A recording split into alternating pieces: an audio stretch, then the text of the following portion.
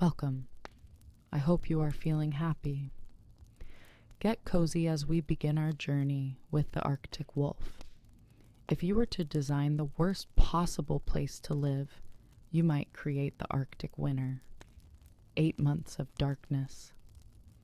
Temperatures that drop to -40, the rare moment where Celsius and Fahrenheit meet in mutual agreement that everything is terrible. Wind that doesn't so much blow as personally attack.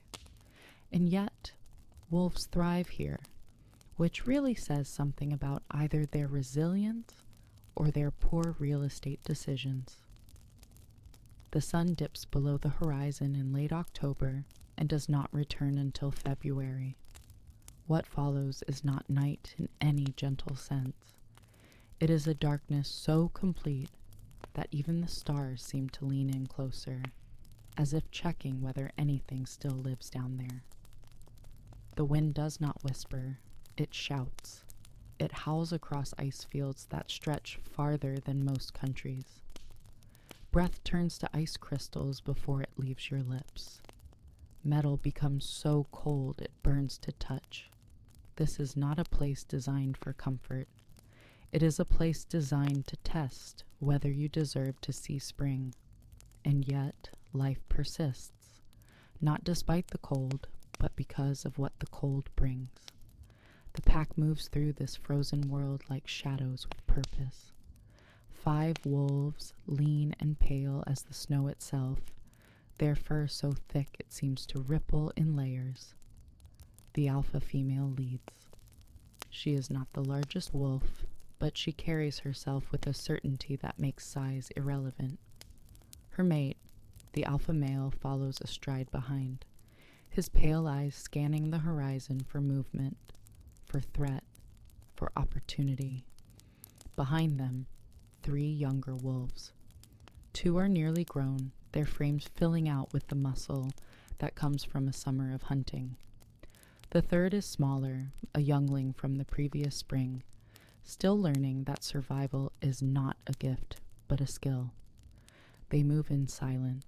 No howls, no yips, nothing that might give away their position. In the Arctic, sound carries for miles, and everything that hears you is either competition or prey that now knows you are coming. The snow beneath their paws is not soft.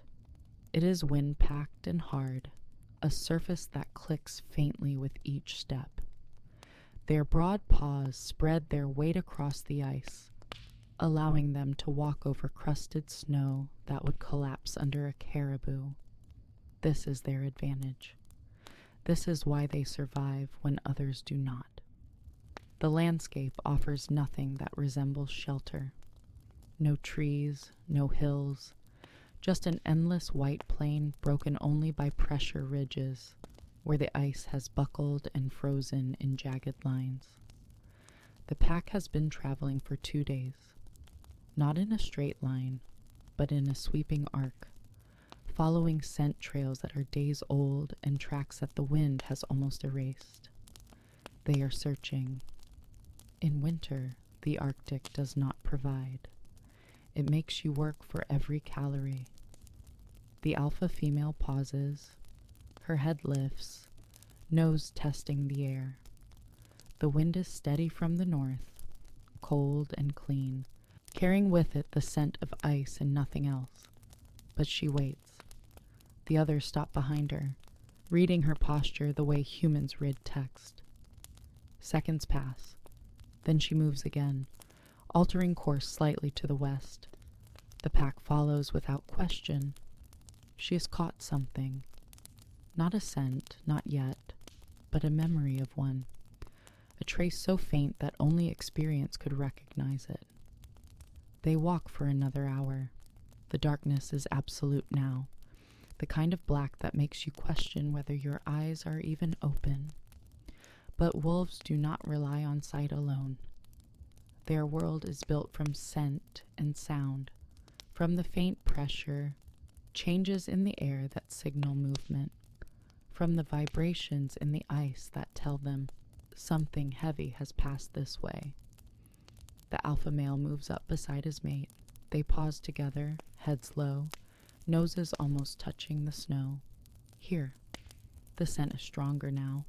Muskox, not fresh, but recent enough. A small herd, maybe 6 or 7 animals, moving south along the coast. The pack has been following this herd for 3 days, closing the distance slowly, waiting for the right moment. Muskoxen are not easy prey. They are built like boulders wrapped in fur, with horns that curve down and forward like twin sides. When threatened, they do not run. They form a circle, adults on the outside, calves in the center, a wall of horn and muscle that few predators can break. But the pack is patient. They have learned that every wall has a crack. The wolves continue, moving faster now, their bodies low and stretched out in a trot that eats distance without wasting energy. The scent grows sharper. Then, ahead, movement, dark shapes against the snow, hulking and slow, the muskoxen. 7 of them, clustered together in a loose formation, their breath rising in clouds that glow faintly in the starlight. The pack stops. They are downwind, invisible, a line of pale ghosts watching from 200 meters away. The alpha female studies the herd. She is looking for weakness, age, injury, isolation, anything that might make one animal slower or less aware than the others. Most of the muskoxen are adults, thick and formidable, but there, on the edge of the group, a younger one. Not a calf, but not fully grown either. It stands slightly apart, head down, pawing at the snow to reach the frozen grasses beneath. The alpha female shifts her weight. The pack reads the signal. They spread out, forming a wide arc, each wolf moving to a position without needing instruction.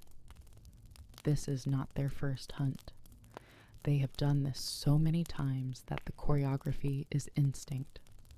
The 2 older younglings move to the left. The smaller youngling stays back, watching. The alpha male circles right. The alpha female waits. Timing is everything. If they rush too soon, the muskoxen will form their defensive circle and the opportunity is lost. If they wait too long, the herd may move into terrain that favors them, a rocky outcrop or a slope where wolves cannot maneuver. The female watches the young muskox. It takes another step away from the group, still focused on feeding.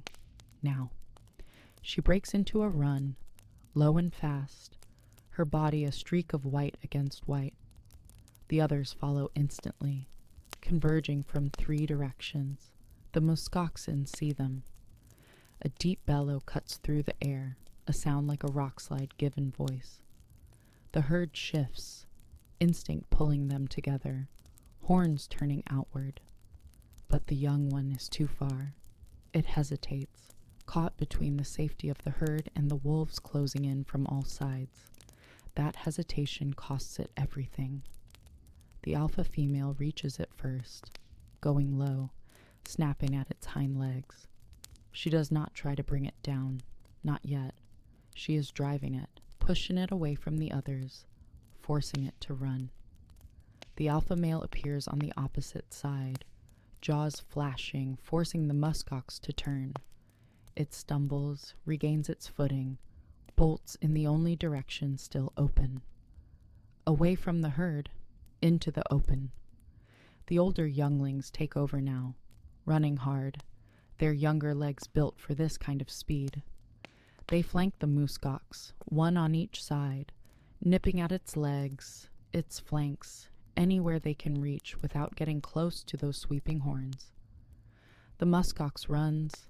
It is fast for something its size, but it is not built for distance.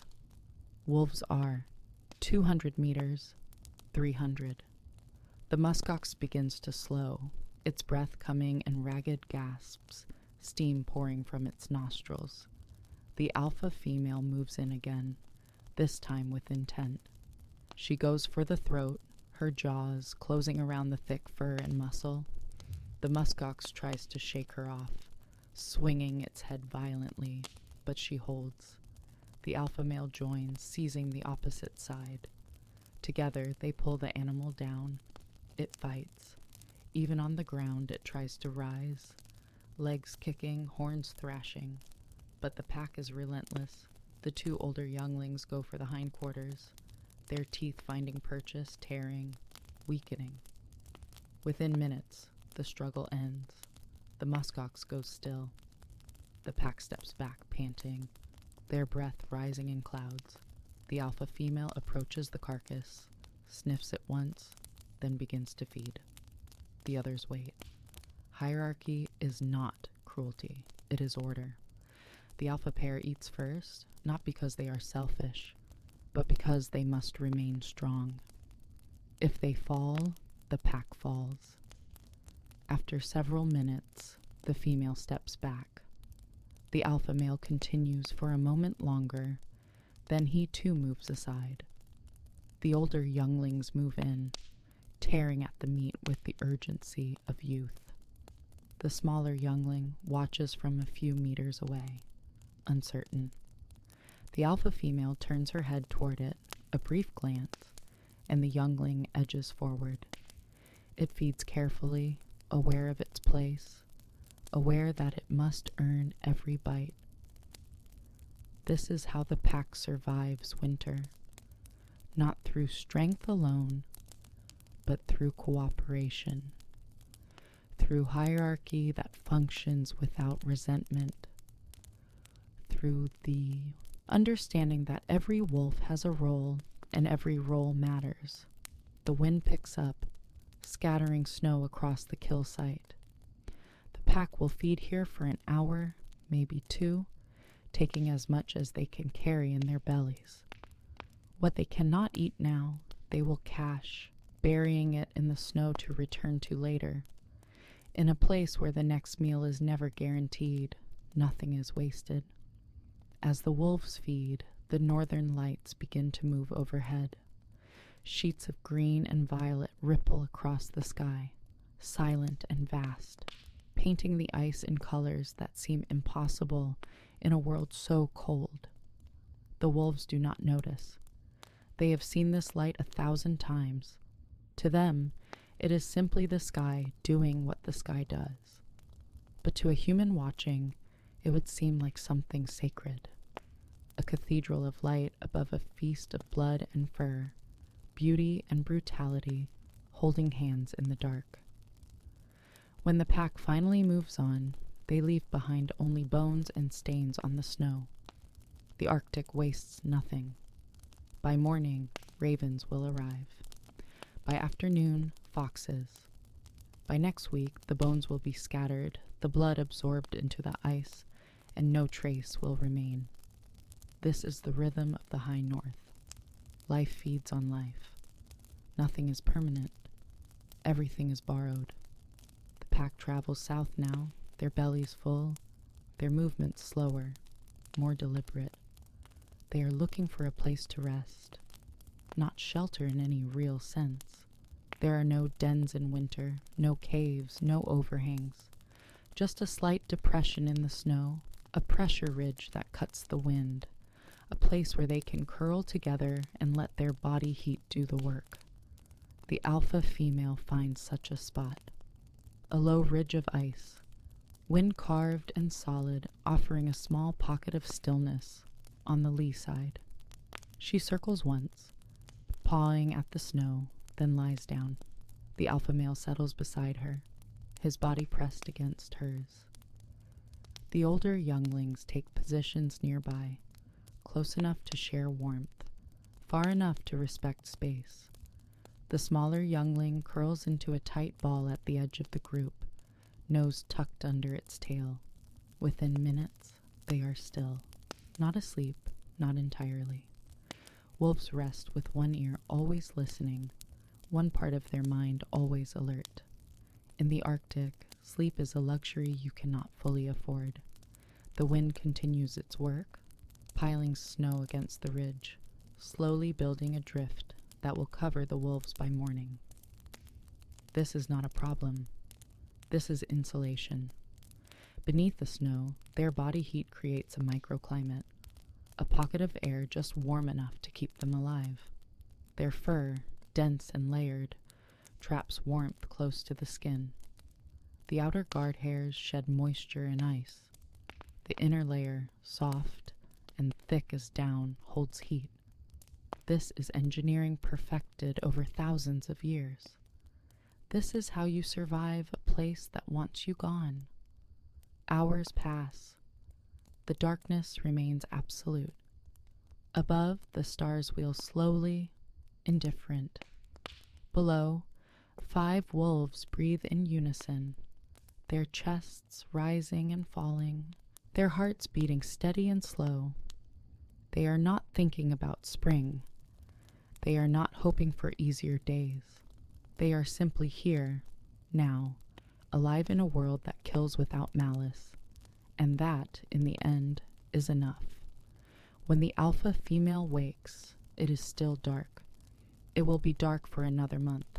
She rises, shaking snow from her fur, and the others stir. No signal is given. No command is issued. They simply move, because movement is life, and stillness, in winter, is a slow path towards something else. The pack continues south, following the coast, tracking the scent of caribou that passed this way a day ago. Winter will last another 4 months. They will hunt again. They will rest again. They will lose weight, grow lean, test the limits of what their bodies can endure. But they will not give up. Wolves do not give up. They adapt. They endure. They teach their young that survival is not about being the strongest or the fastest. It is about being the one still standing when the storm finally ends. And somewhere far to the south, beneath the ice and snow, the land is already preparing for spring. The seeds are waiting. The roots are sleeping. The caribou herds are gathering. But the wolves do not know this yet. All they know is the cold, the dark, and the next step forward. So they walk into the wind, into the night, into winter's deepest hours, when the world seems to hold its breath and wait for the light that must eventually return. The hunt sustained them for 3 days.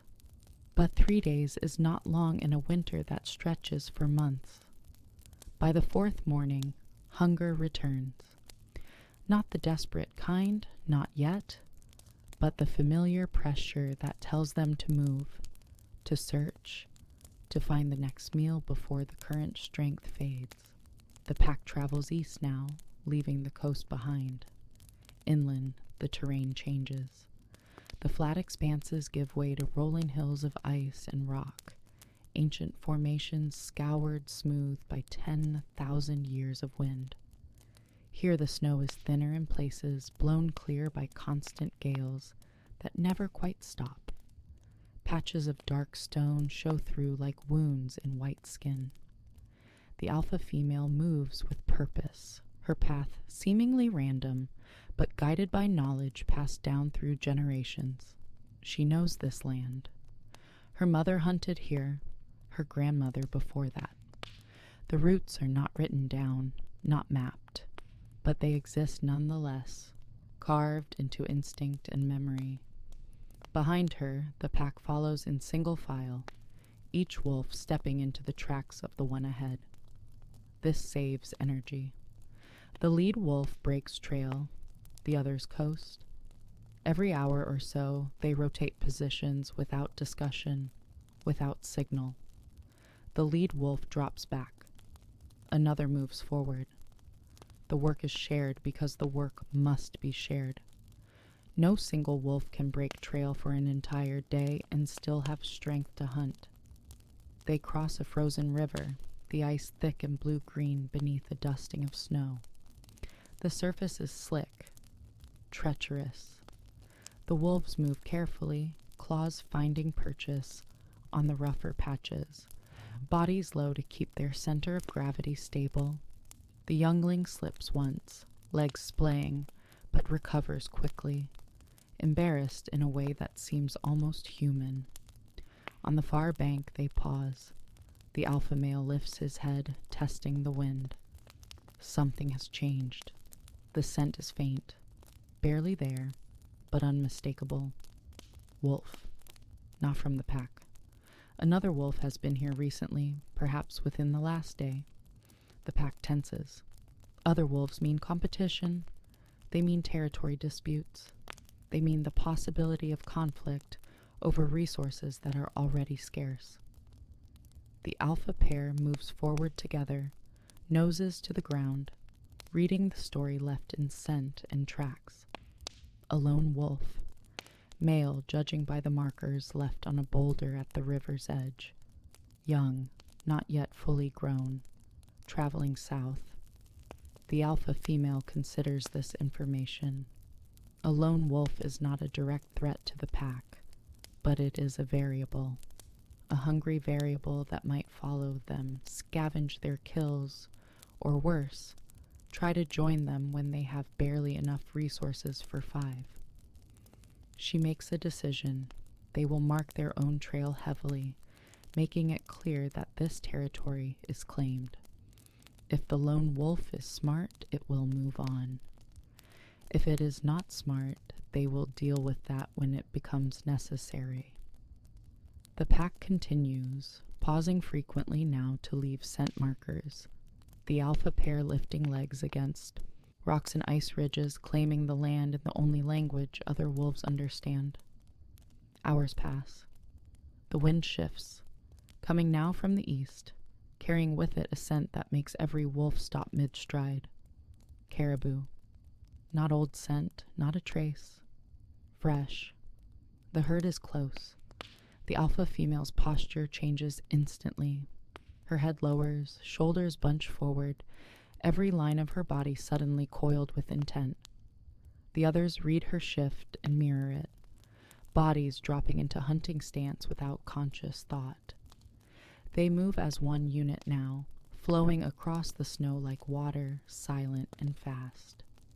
The terrain works in their favor. A series of low ridges provides cover, allowing them to approach without being seen. The wind continues to blow from the herd toward the wolves, carrying scent, but not betraying their presence. This is fortune. In the Arctic, the wind is rarely your ally. The alpha female crests a ridge and drops immediately to her belly. The others do the same, crawling forward until they can see. Below, in a shallow valley, the caribou herd spreads across the snow. At least 40 animals, maybe 50, their dark forms stark against the white ground. They are feeding, or trying to, pawing through the snow to reach the frozen lichens and grasses beneath. It is slow work. Every calorie they consume costs nearly as much energy to obtain. But this is winter.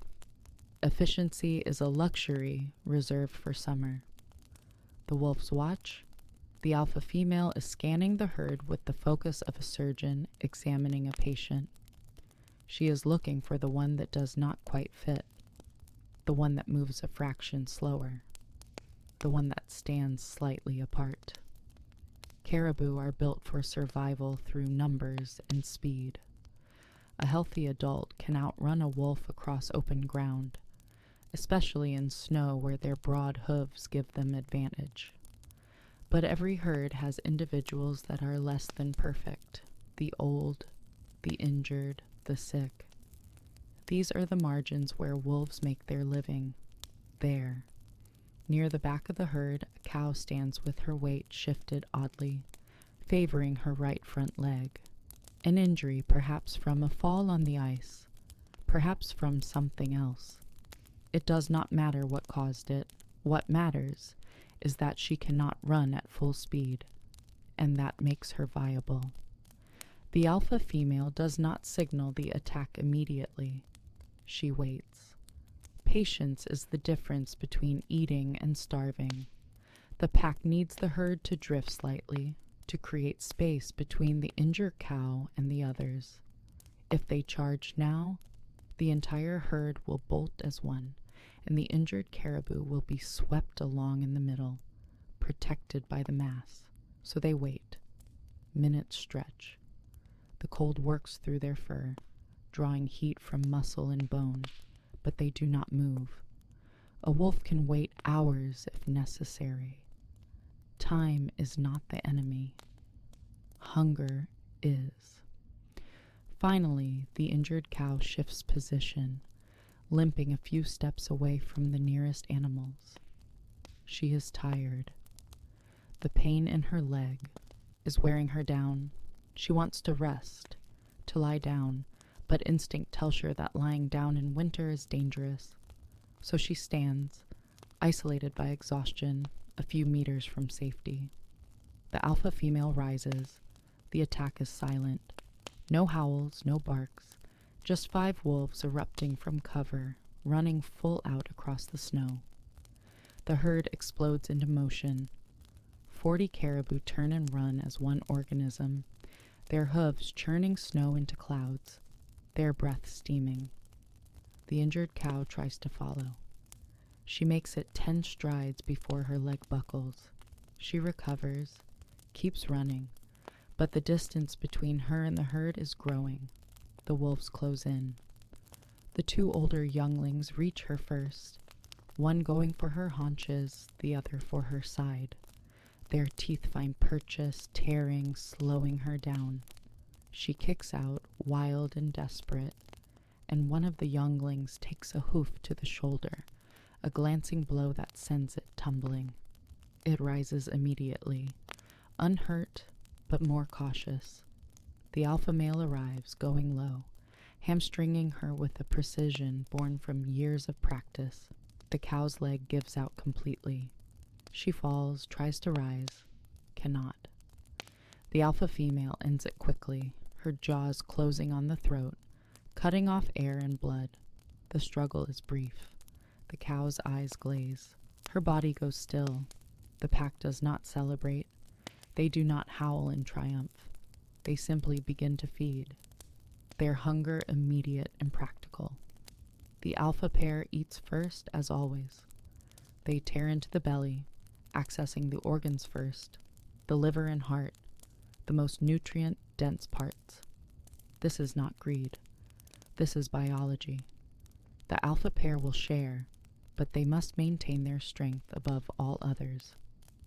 A weak alpha means a dead pack. The hierarchy flows smoothly. After the alphas have eaten their fill, the older younglings move in. Then, finally, the smaller youngling. By the time it reaches the carcass, much of the prime meat is gone. But there is still plenty. A caribou is a feast for 5 wolves. They eat until their bellies are distended, until they can barely walk. In winter, you do not eat politely. You eat as much as your stomach can hold, because the next meal might be a week away. When they are finished, the alpha female leads them a short distance from the kill. They will rest here, digesting, letting their bodies convert meat into warmth and energy. The carcass is too large to cache entirely, but they will stay nearby, returning to feed over the next 2 days until only bones remain. For now, they rest. The alpha pair curls together, their bodies intertwined. There is an intimacy to their closeness that goes beyond warmth. They have been together for 3 years, an eternity in wolf time. They know each other's movements, each other's signals. They hunt as one mind. In the spring, they will mate again, continuing the cycle that keeps the pack alive. But for now, in the depth of winter, their bond serves a simpler purpose: survival. The wind picks up as night returns, though night in winter is simply a deepening of the existing darkness. Snow begins to fall, soft and steady, covering the carcass, covering the wolves, covering everything in a fresh white shroud. The pack sleeps lightly. bellies full for the first time in days. Around them, the Arctic continues its indifferent work. The temperature drops further, pushing past -50. At this temperature, breath freezes instantly. Trees, if there were any, would crack and split from the cold. Metal would shatter if struck. But wolves are not made of metal or wood. They are made of muscle and fur and will, and they endure what would destroy lesser creatures. Hours later, something wakes the alpha female. Not a sound, not a scent, an instinct. She lifts her head, ears swiveling. The others remain still, trusting her senses. There. Movement at the edge of the darkness. A shape, pale and low, circling the kill site. The lone wolf they scented earlier. It has found them. The alpha female rises slowly, her body tense. The alpha male wakes immediately, moving to stand beside her. The intruder stops, recognizing the danger. It is young, perhaps a year old, thin to the point of gaunt. Its ribs show through its fur. Its eyes are hollow with hunger. This is a wolf that has been alone too long, that has not eaten well in weeks. It has followed the scent of the kill, driven by desperation, stronger than caution. The alpha pair does not attack. Not yet. They watch. The young wolf watches back. For a long moment, nothing moves.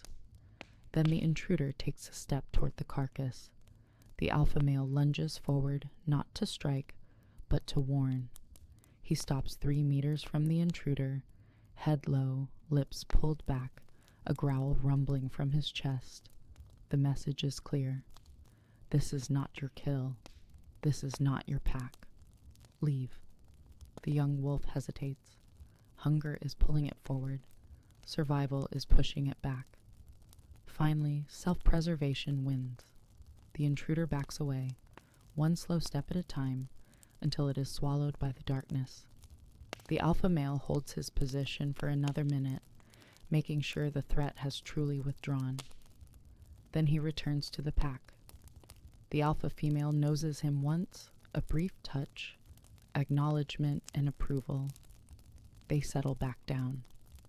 The encounter was brief, bloodless, but significant. Territory has been defended. Resources have been protected. The pack can continue to rest. But the alpha female does not sleep immediately. She is thinking, in whatever way wolves think. The young intruder will not survive long alone. Winter does not forgive solitary hunters.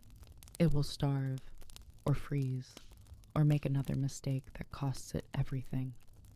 This is not cruelty. This is mathematics.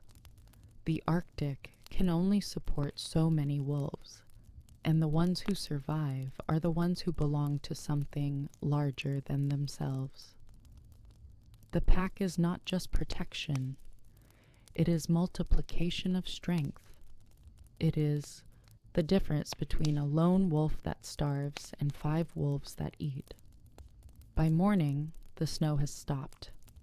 The pack wakes and returns to the carcass for a final feeding. They strip the remaining meat, crack bones to access the marrow, consume every scrap that can be consumed. When they finally leave, only the largest bones remain, white and clean, scattered across the snow like pieces of broken sculpture. The ravens are already circling overhead. They have been waiting patiently, and now they descend, black against white, claiming what the wolves have left behind. The pack moves north now, following the coast again. The wind has shifted back to the west, bringing with it the scent of open water. Even in winter, the ocean refuses to freeze completely in some places. Currents and tides keep channels open, dark veins of liquid water cutting through the ice. Where there is open water, there are seals. And where there are seals, there is opportunity. The wolves have hunted seals before. It is difficult work, requiring timing and luck in equal measure. Seals are fast in water, awkward on land. The trick is catching them in that brief transition when they haul themselves onto ice to rest. But that is a hunt for another day. For now, the pack is well fed. They are simply traveling, conserving energy, waiting for hunger to return and push them forward again. Days pass, in a rhythm that is both monotonous and vital. Walk, rest, hunt, feed, walk again. The darkness remains. The cold does not relent. But the pack endures because endurance is their nature. And somewhere, far to the south, the sun is beginning its slow return. The days are lengthening by seconds, then minutes. The light is coming back. The wolves do not know this consciously, but their bodies know. Deep in their biology, changes are beginning. Hormones are shifting. Instincts are waking.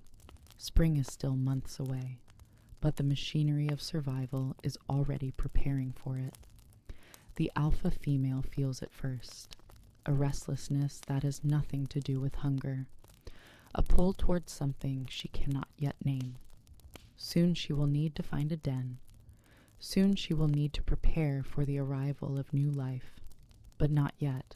For now, she walks beside her mate through a world of ice and stars. For now, survival is enough. The pack continues north, 5 pale shapes moving through eternal night, alive in a place that should not permit life. They are a testament to adaptation, to resilience, to the stubborn fact that life, given even the smallest opportunity, will find a way to persist. Winter will end. It always does. And when it does, the pack will be ready. The first sign of spring comes not as warmth, but as light. In late February, the sun touches the horizon for the first time in months. It does not rise fully, not yet. It simply appears as a pale glow, a promise that the darkness will end. The glow lasts for minutes, then fades. But the next day, it lasts a bit longer, and the day after that, longer still. The pack does not celebrate this return. They barely notice it. Their world is still frozen, still harsh, still testing them every hour. But something inside them registers the change. Ancient wiring, older than thought, older than memory, begins to activate. The alpha female's restlessness grows stronger. She's been searching, though she's not told the others what she is searching for. She needs a den. Not the temporary shelters they use in winter, but a real den. A place protected from wind and weather. A place where she can give birth and keep her pups safe through their first vulnerable weeks. The coastline offers possibilities. Erosion has carved caves into the permafrost, hollows beneath rocky overhangs, spaces that might serve. She investigates each one, crawling inside, testing the depth, the drainage, the stability of the ceiling. Most are rejected, too shallow, too exposed, too likely to flood when the spring melt begins. But she is patient. The right den exists. She will find it. Meanwhile, the pack hunts. The caribou herds are beginning to move, sensing the same seasonal shift that the wolves feel. They are migrating north, following routes that have existed for thousands of years, heading toward calving grounds where the first plants of spring will emerge. The wolves follow at a distance. A migrating herd is a traveling buffet, and the pack knows to stay close without pushing too hard. There will be opportunities. There always are. One morning, the alpha female finds what she has been searching for, a den site on a south-facing slope where the snow melts first and the ground receives maximum sunlight. The entrance is modest, a dark opening beneath a tumble of boulders, but inside, the space opens up. 3 meters deep, high enough for her to stand, wide enough for pups to move when they are old enough to explore. The floor is dry, covered in ancient gravel. The walls are solid permafrost, frozen earth that will not collapse. Most importantly, it faces away from the prevailing winds. Spring storms will howl past without entering. She backs out and marks the entrance heavily, claiming it. The den is hers now. The alpha male investigates next, crawling inside, sniffing every corner. He approves. His mate has chosen well. The younger wolves show interest but do not enter. This den is not for them. They understand hierarchy extends even to shelter. Over the next few days, the alpha female returns repeatedly, carrying dry grass and moss in her jaws, lining the den floor. She is preparing a nest. The birthing is still weeks away, but preparation cannot start too early. The alpha male does not help with the den work. His role is different. He must hunt, must provide, must ensure his mate has the energy she needs for what is coming, and he must defend. The territory around the den site becomes sacred ground. Any intruder, wolf or otherwise, will be driven off without mercy. As the days lengthen, the temperature begins to shift. Not dramatically, not quickly, but -40 becomes -30. -30 becomes -20. The wind, while still bitter, loses some of its killing edge.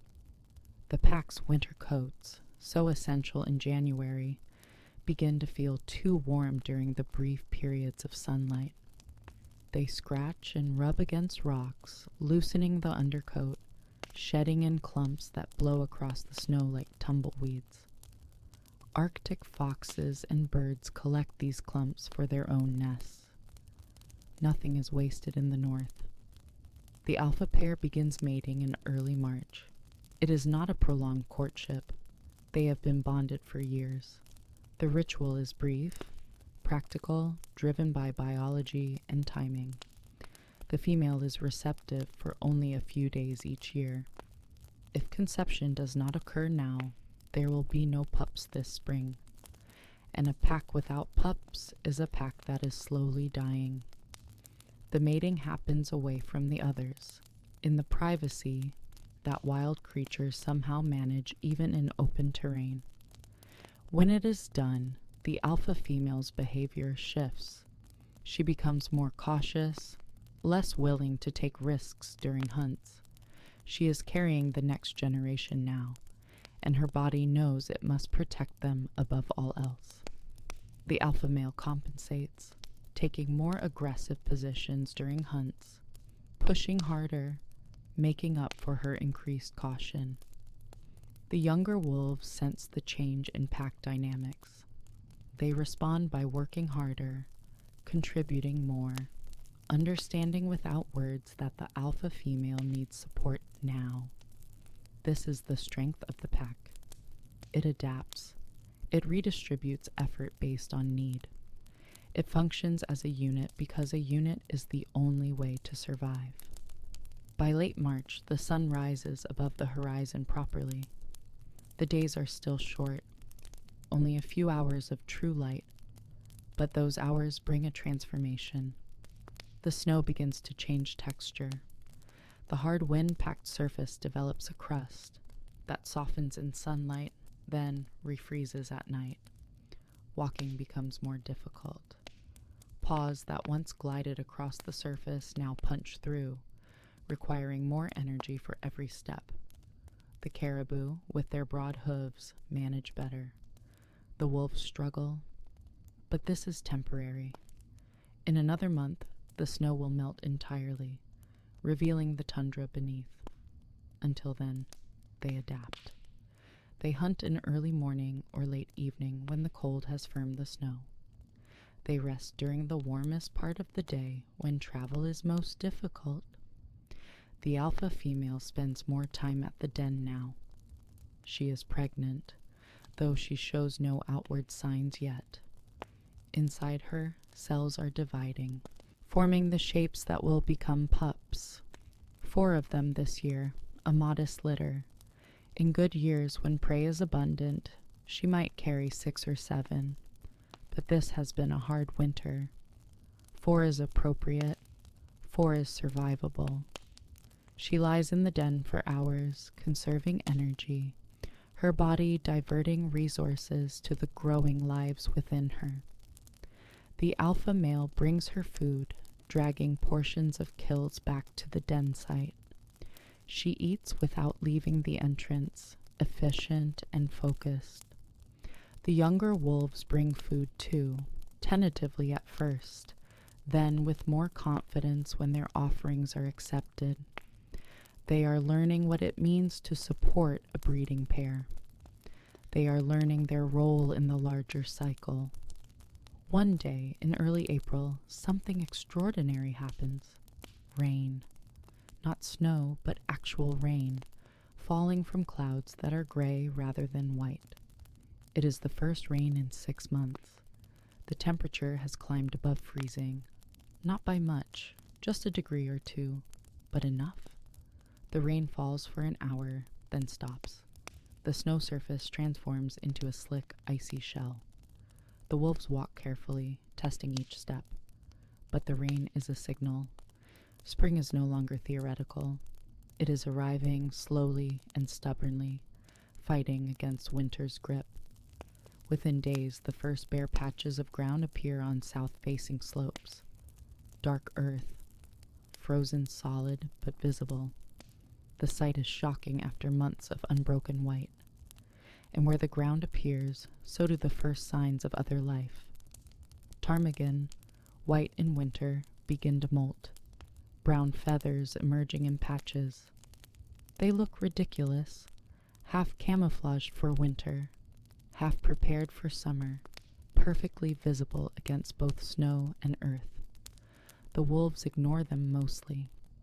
A ptarmigan is barely a mouthful, but the younger wolves sometimes chase them for practice, honing skills they will need when hunting larger, faster prey. Arctic hares emerge from their winter territories, moving to lower elevations where the first plants will appear. These are more substantial prey. A hare weighs 4 or 5 kilograms, enough to be worth the effort. The younger wolves hunt them with enthusiasm, learning patience and timing. Most hunts fail.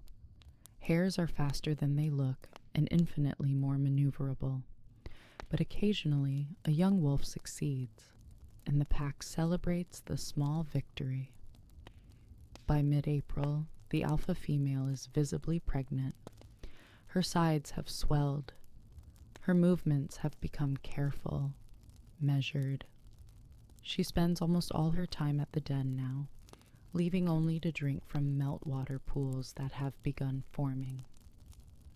The alpha male rarely leaves the area around the den. He has stopped traveling with the younger wolves on their hunts.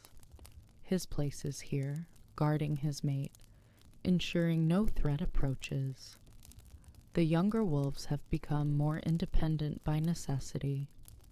They hunt as a trio now, learning to coordinate without the alpha pair's guidance. Their success rate is lower, but they are learning. And learning, in the wild, is how you survive into adulthood.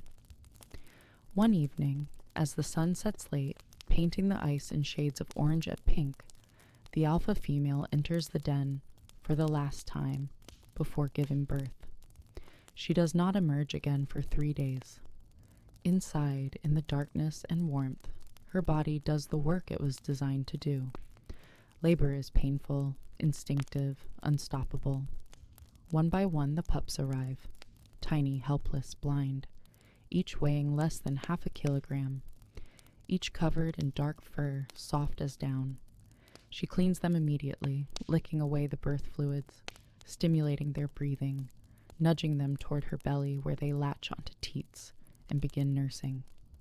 4 pups, 2 males, 2 females, all healthy, all alive. Outside, the alpha male paces. He hears faint sounds from the den, mewling cries, his mate's heavy breathing. He wants to investigate, but instinct tells him to stay out. This is her domain now. His job is to protect the entrance, not to interfere. The younger wolves sense something has changed. They approach the den cautiously, noses working. The scent of birth is unmistakable. New life, the future of the pack. They do not try to enter. They simply lie down nearby, forming a protective ring around the den entrance. For the first 3 days, the alpha female does not leave the den at all. She nurses the pups continuously, her body producing milk rich with fat and protein. The pups feed and sleep, their tiny bodies working furiously to grow. The alpha male brings food to the entrance. She eats quickly, then returns to her pups. On the 4th day, she emerges briefly. She is thin, exhausted, but her eyes are bright. The alpha male greets her with gentle nuzzling, his tail wagging slowly. She allows this for a moment, then returns to the den. The pups need her. Everything else can wait. Inside the den, the pups are already changing. Their eyes are still closed, but they are stronger. They crawl with more purpose, seeking their mother's warmth, seeking milk. They make sounds now, tiny squeaks, and whimpers that she answers with low rumbles. She is teaching them her voice. When they are old enough, they will recognize it instantly, even in a crowd of sounds. Outside, spring accelerates. The snow retreats rapidly now, melting in streams that carve channels through the ice. The tundra emerges brown and wet and alive. The first plants appear, tiny green shoots pushing through dead grass. Caribou cows are giving birth too, calves dropping onto the wet ground, standing within minutes, walking within hours. The herds are vulnerable now, distracted by their young. The younger wolves hunt successfully, bringing down a calf that wandered too far from its mother. They feed, then cache the remainder near the den. The alpha pair will need it. 2 weeks after birth, the pup's eyes open. The world becomes visual for the first time. They see their mother's face, the den walls, the faint light from the entrance. They see each other. Play begins, tentative at first. A paw placed on a sibling's head, a gentle bite on an ear, mock wrestling that lasts seconds before they tire and collapse. This play is essential. It teaches them coordination, strength, hierarchy. It prepares them for a life where knowing your limits can mean survival. The alpha female watches them with patience that seems infinite. She is exhausted, drained by weeks of nursing, but she does not rest fully. She cannot. Motherhood for a wolf is vigilance. By early May, the pups are mobile enough to venture to the den entrance. They stumble out on unsteady legs, blinking in the bright sunlight. The world is vast and overwhelming. They retreat quickly, back to the safety of darkness. But the next day, they try again, and the next. Each day, they venture a bit farther. The alpha male sees them for the first time and is overwhelmed by instinct.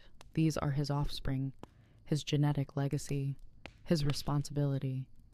He approaches slowly, tail wagging, body low. The pups freeze, uncertain. Then one, braver than the others, waddles forward. It sniffs his muzzle. He licks its face gently. The connection is made. The younger wolves are fascinated by the pups, but cautious. They want to investigate, to touch, to play. But the alpha female is protective. She allows them near, but only under supervision. Any wolf that is too rough with the pup receives a warning growl. The message is clear. You may love them, but I am their mother. Respect that. The pack has grown to 8 now. 2 adults, 3 juveniles, 3 pups. 8 wolves is a strong pack, large enough to take down significant prey, small enough to feed everyone without constant struggle. But the pups are not hunters yet. They are mouths to feed, responsibilities to protect. The pack's work has just begun. Spring is here now, fully and undeniably. The snow is gone except in the deepest shadows. The tundra blooms with unexpected color. Purple saxifrage, yellow Arctic poppies, white mountain avens. The air smells of earth and growth and possibility. Birds return from their southern migrations, filling the sky with sound. Geese, terns, plovers, all of them nesting, all of them raising their own young. The Arctic, so dead in winter, is suddenly alive with a density that seems impossible. Every available niche is filled. Every opportunity is seized. Life explodes across the landscape because the window for growth is so brief. By August, winter will return. Until then, everything grows, feeds, reproduces, prepares. The pack joins this frenzy. The pups grow rapidly on their mother's milk and the regurgitated meat the adults bring back. The younger wolves hunt constantly, providing for a family that has doubled in size. The alpha pair coordinates everything, deciding when to move camp, when to hunt, when to rest. The den is abandoned now. The pups are strong enough to travel with the pack. They walk on short legs, tumbling frequently, but keeping up. The pack moves slowly to accommodate them, understanding that the pups are the future. Everything else bends to their needs. As the days grow longer, stretching toward the endless light of midsummer, the pack settles into a new rhythm. Not the desperate struggle of winter, but the abundant flow of spring. There is food, there is warmth, there is life, and there is hope that this year all the pups will survive to see their first winter. Not all of them will. The Arctic is still the Arctic. But for now, in the golden light of May, anything seems possible. Summer in the Arctic is a conspiracy against sleep. The sun circles the horizon without setting, painting the sky in perpetual twilight that never quite darkens. Day and night lose meaning. Time becomes measured not in hours, but in meals, in rest periods, in the developmental milestones of growing pups. The pack has moved to higher ground, following the caribou herds to their calving grounds. Here the grazing is rich, the prey abundant, the opportunities endless. The pups are 2 months old now, weaned from their mother's milk and learning to eat solid food. They are awkward and enthusiastic, attacking pieces of meat with more courage than skill. They growl at each other over scraps, tiny vocalizations that would be adorable if they were not so serious in their intent. The alpha female watches them with patience, intervening only when play becomes too rough. She is thin from nursing, her ribs visible beneath her shedding coat, but she is recovering now, eating regularly, rebuilding the reserves that pregnancy and birth depleted. The alpha male has settled into the role of provider and protector. He leads most hunts now, his mate staying closer to the pups. The younger wolves, nearly adults themselves, hunt with increasing competence. They have learned to work as a unit, to anticipate each other's movements, to understand that success comes from cooperation rather than individual glory. One morning, the pack surrounds a caribou calf that has wandered from its mother. The hunt is brief, almost too easy. The calf is only 3 weeks old, fast but inexperienced. It runs in the wrong direction, away from the herd instead of toward it. The younger wolves bring it down within minutes. They drag the carcass back to where the pups wait. This is a teaching moment. The pups crowd around the kill, noses working, tails wagging. They have seen dead animals before, eaten meat before, but this is different. This is a fresh kill, still warm, and the adults are allowing them close. One pup, bolder than the others, bites at the hide. Its teeth are too small to pierce the tough skin. The alpha male steps in, tearing open the belly, exposing the soft organs inside. The pups dive in, eating messily, blood staining their muzzles. They are learning that hunting is not just about the chase. It is about the processing, the feeding order, the efficient consumption of every usable part. The younger wolves watch carefully, remembering their own lessons from previous years. This cycle of teaching and learning is how knowledge passes down through generations. No wolf is born knowing how to hunt. They are born with instinct, yes, but skill requires practice and guidance. The pack provides both. By midsummer, the pups have grown significantly. They stand half as tall as the adults now, their legs long and gangly, their paws too large for their bodies. They look awkward because they are awkward, but the awkwardness is temporary. Their bodies are building the framework they will need as adults. The muscle will come later. Play has become more sophisticated. The pups engage in elaborate chase games, wrestling matches that last for minutes, mock hunts where one pup plays prey while the others practice stalking. These games are not frivolous. They are education disguised as entertainment. Every pounce, every dodge, every tactical retreat teaches something that will matter when the prey is real and the stakes are survival. The younger wolves sometimes join in, playing with a gentleness they do not show during actual hunts. They are bonding with the pups, forming relationships that will define pack dynamics for years to come. A wolf pack is not just a hunting party. It is a family, complex and interconnected, where every member has value beyond their immediate contribution. The tundra is at peak bloom now. Flowers carpet the ground in impossible profusion, making up for the brief growing season with explosive growth. Insects emerge in clouds, mosquitoes and flies so thick they form visible swarms. The wolves tolerate them with resignation. There's no escaping the bugs in summer. You simply endure. The caribou herds are massive now, thousands of animals moving across the landscape in rivers of brown and white. The calves have grown quickly, their mother's rich milk and the abundant vegetation turning them from wobbly newborns into sturdy juveniles. But not all calves survive.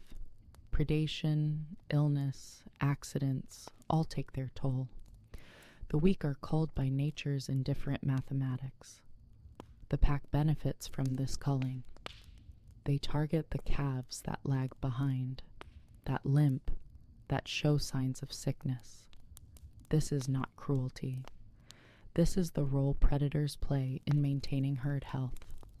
By removing the weakest animals, wolves prevent disease from spreading, ensure that only the strongest genes continue, maintain the balance that keeps both predator and prey populations sustainable. The alpha female participates in hunts regularly now.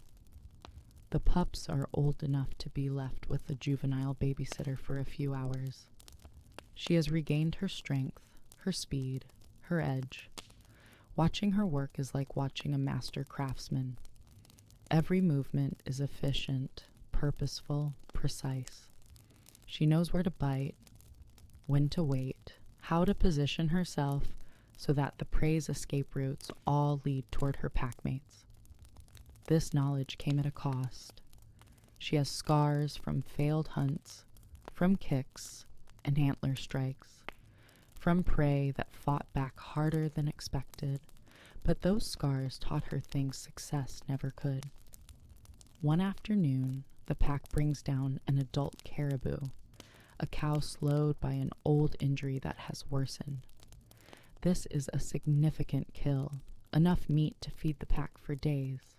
They cache portions of it in shallow holes dug into the permafrost, covering the meat with dirt and rocks. These caches will supplement hunting during lean periods, insurance against the days when prey is scarce. The pups discover one of these caches later and try to dig it up. The alpha female watches them work, amused. They are learning that planning ahead matters, that immediate hunger is not the only consideration. Eventually, she helps them, scraping away the covering so they can access the meat. The lesson is reinforced. Food can be saved. The future can be prepared for. Survival is not just about the present moment. As July transitions to August, subtle changes begin. The sun dips below the horizon for a few minutes each night.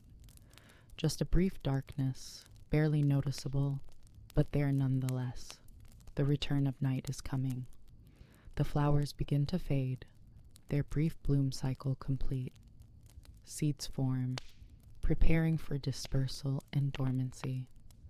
The insects thin out as the first cold nights arrive.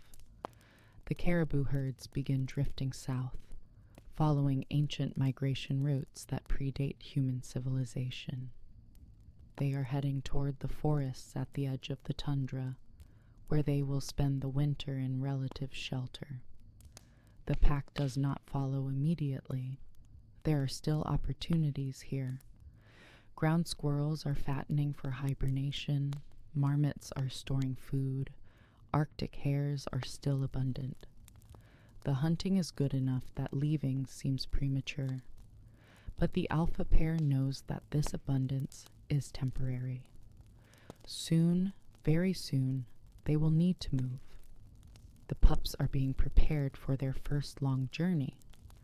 The adults have begun taking them on extended walks, building their endurance, teaching them to pace themselves.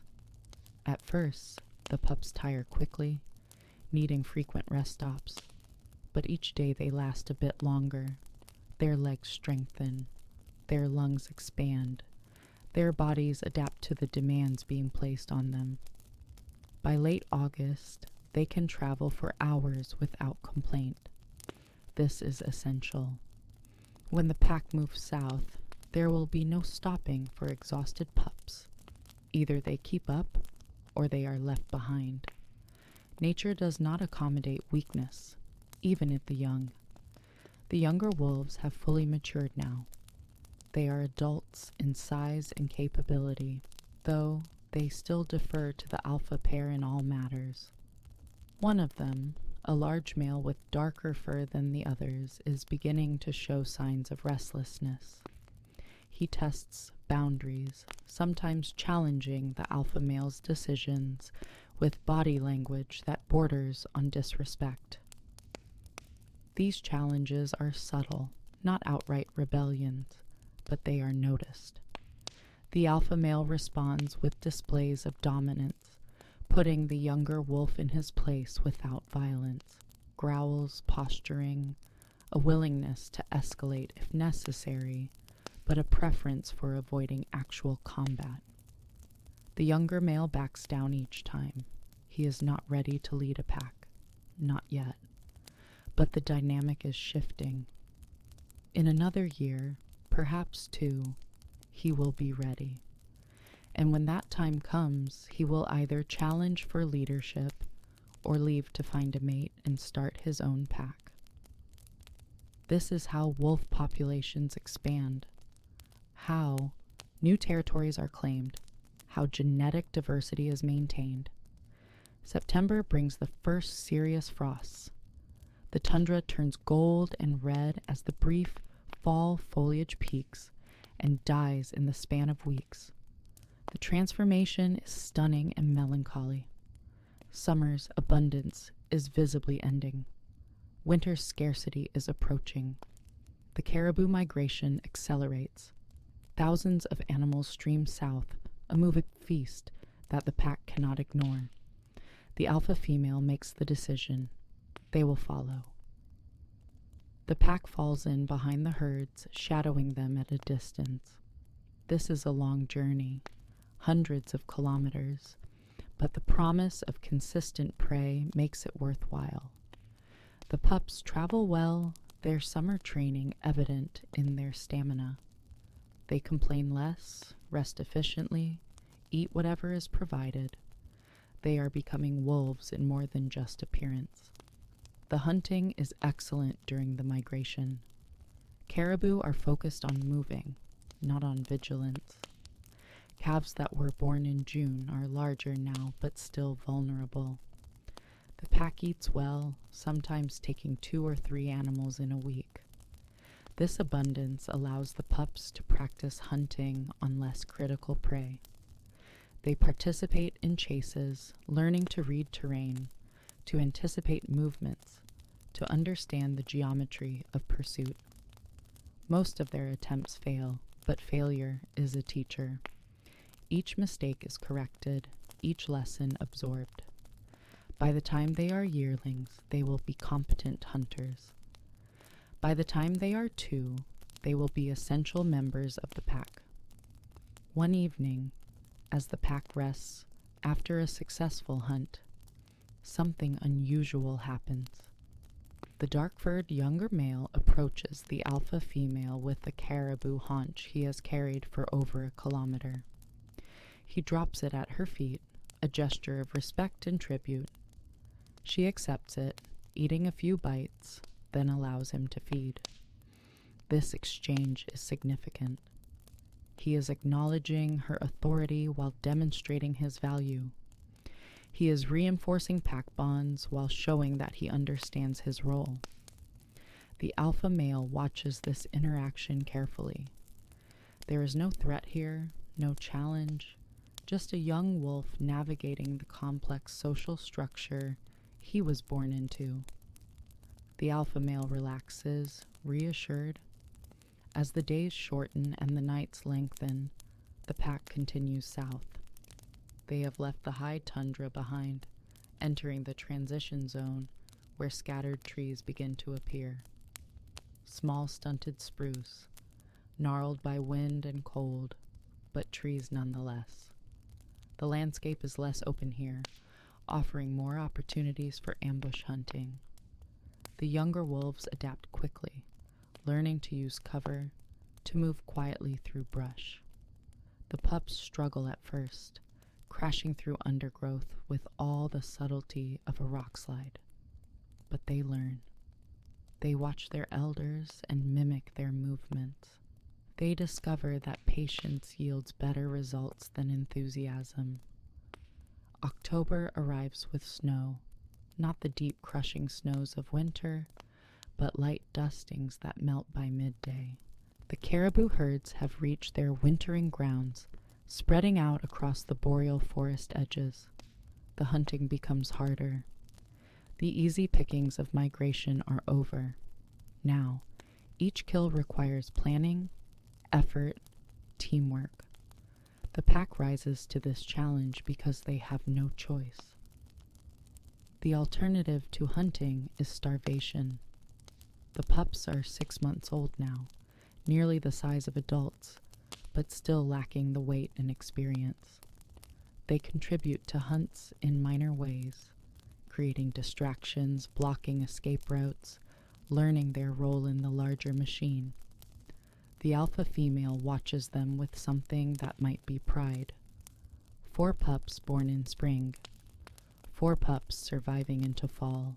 This is success. Not all years are this kind. The pack has 8 healthy members, enough to face the winter that is approaching. They have food, they have territory, they have each other. As the first serious snows begin to fall in late October, the alpha male leads the pack to a sheltered valley where they will spend the darkest months. The cycle is beginning again. Winter is coming, but this pack has survived 1 full year together.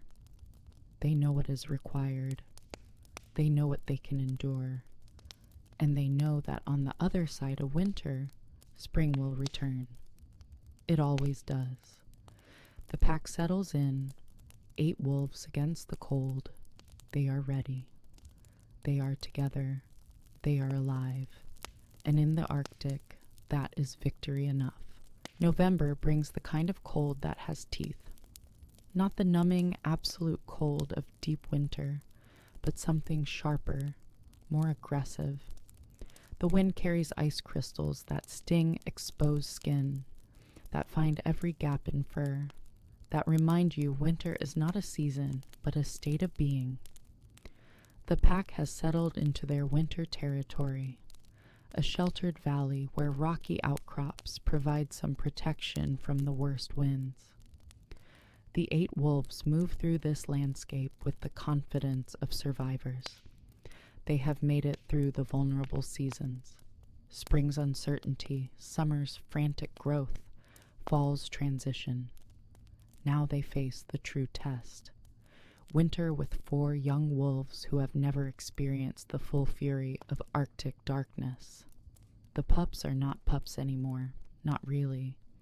At 7 months old they are nearly adult-sized, though their bodies still carry the ranginess of youth. Their legs are long, their chests narrow, their faces still holding a softness that will harden with age. But they are capable. They can hunt, they can travel, they can contribute. The question is whether they can endure.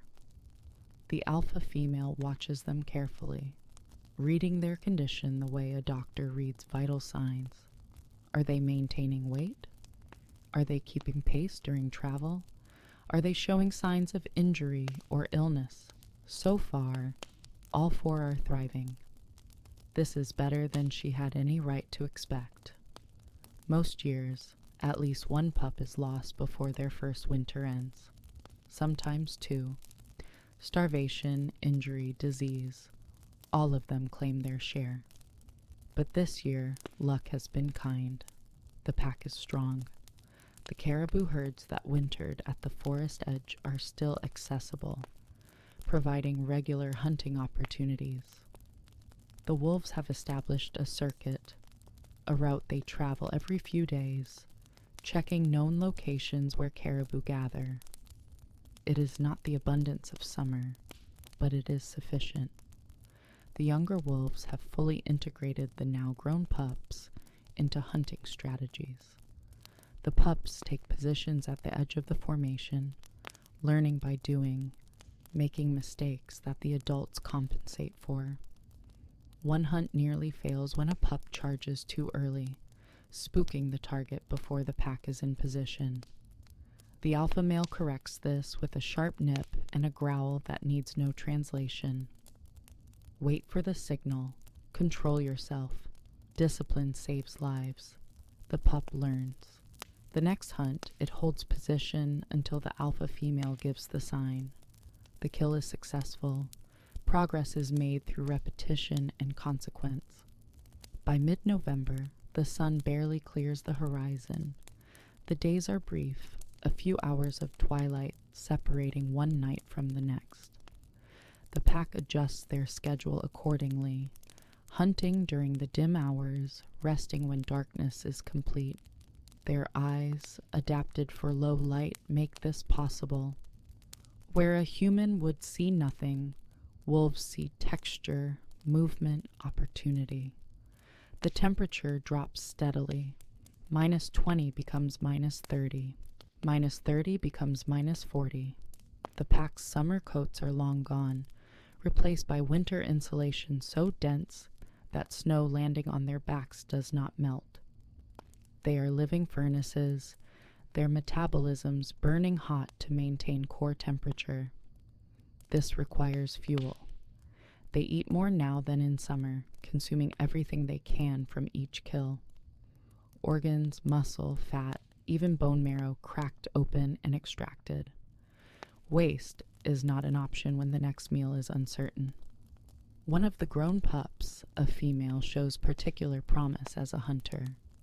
She is smaller than her brothers, but faster, more agile. She has learned to read prey movements with uncanny accuracy, positioning herself not where the animal is, but where it will be. The alpha female notices this. In a few years, this young female might challenge for breeding rights, or she might leave with one of the males to start her own pack. Either outcome would be success. The goal is not to keep the pack together forever. The goal is to produce wolves capable of creating the next generation. December arrives with storms that last for days, blizzards that reduce visibility to meters, that pile snow and drifts taller than a wolf. During these storms, the pack finds shelter and waits. There is no hunting in a whiteout. There is only survival, bodies pressed together, conserving heat, enduring. The grown pups handle their first major storm with surprising calm. They follow the adult's lead, curling tight, letting snow accumulate over them as insulation. One pup whimpers occasionally, discomforted by the wind's howl. An adult nuzzles it quiet. Fear is natural, but panic is deadly. Stay calm, stay together, wait for the storm to pass. When the weather finally breaks, the pack emerges from a drift that has nearly buried them. They shake off snow, stretch stiff muscles, and immediately begin searching for food. 3 days without eating has made them desperate. Fortunately, the storm has worked in their favor. Caribou have been scattered, separated from their herds, weakened by the same conditions that challenge the wolves. The pack finds a young bull struggling through deep snow. The hunt is almost easy. The caribou is exhausted, unable to run, barely able to fight. The wolves take it down within minutes. They feed urgently, knowing another storm could arrive at any time. What they cannot eat, they cache in the snow. The grown pups participate fully in the feeding now. There is still hierarchy. The alpha pair eats first, but the gaps between ranks have narrowed. These young wolves have proven themselves. They have earned their place. By late December, the sun has abandoned the Arctic entirely. Polar night has arrived. For the next 6 weeks, there will be no daylight, not even twilight. Just stars, moon when it appears, and the northern lights dancing overhead. The pack adapts. They are creatures of dawn and dusk anyway. Full darkness simply extends their comfortable hunting hours. Their other senses compensate for reduced vision. Scent becomes primary. A wolf can smell a caribou from several kilometers away if the wind is right. They can detect blood on snow, urine marking from other predators, the faint trace of prey that passed hours ago. Hearing becomes crucial. The crunch of hooves on snow, the huff of breath, the crack of antlers against ice. All of these sounds paint a picture as clear as sight. Touch matters too. The texture of snow underfoot tells them about recent weather, about animal passage, about hidden ice. Their whiskers detect air currents, helping them navigate in complete darkness. The pack is not handicapped by the absence of light. They are designed for this. One night, under stars so bright they cast shadows, the pack encounters other wolves. Not the lone wolf from winter's beginning, but a full pack. 6 wolves, led by a large dark male and a grizzled female. They meet at a frozen lake, both packs scenting prey on the far shore. The two groups stop, separated by 100 meters of ice. Neither pack wants a fight. Fighting means injury. An injury in winter means death.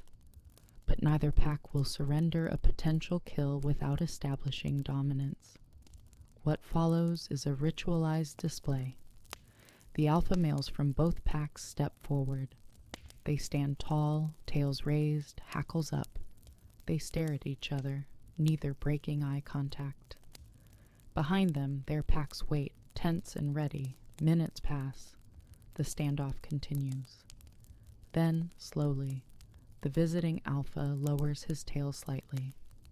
Not submission, but acknowledgement. This is not his territory.